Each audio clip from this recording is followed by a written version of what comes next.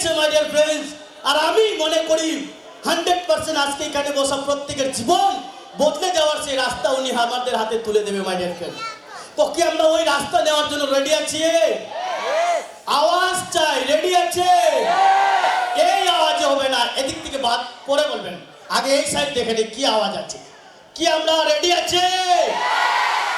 বাহ রে বাহ, দাঁড়াই আপনারা দেখলেই বা তারার আওয়াজ।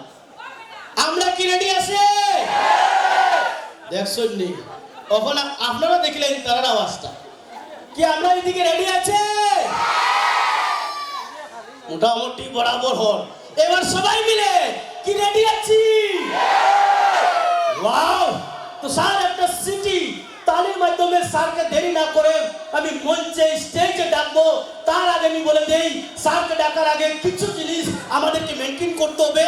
সেই কয়েকটা জিনিস, প্রথম হচ্ছে মাই ডিয়ার ফ্রেন্ডস, আমাদের মোবাইল ফোনটাকে আমরা সাইলেন্ট করে রাখবো আগামী 50 মিনিটের মধ্যে।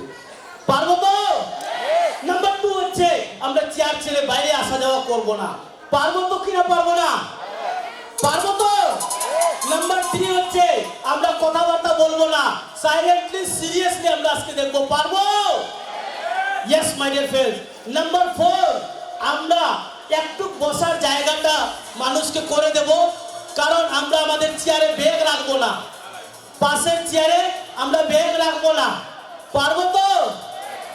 যদি আপনাদের কুলে যদি বাচ্চা থাকে, বাচ্চাকে আপনি আপনার কুলে নিয়ে নেবেন, একজনকে বসার সুযোগ করে দেবেন, কারণ আমরাই তো মানুষ, তো মানুষের সেবা করে, তাই না?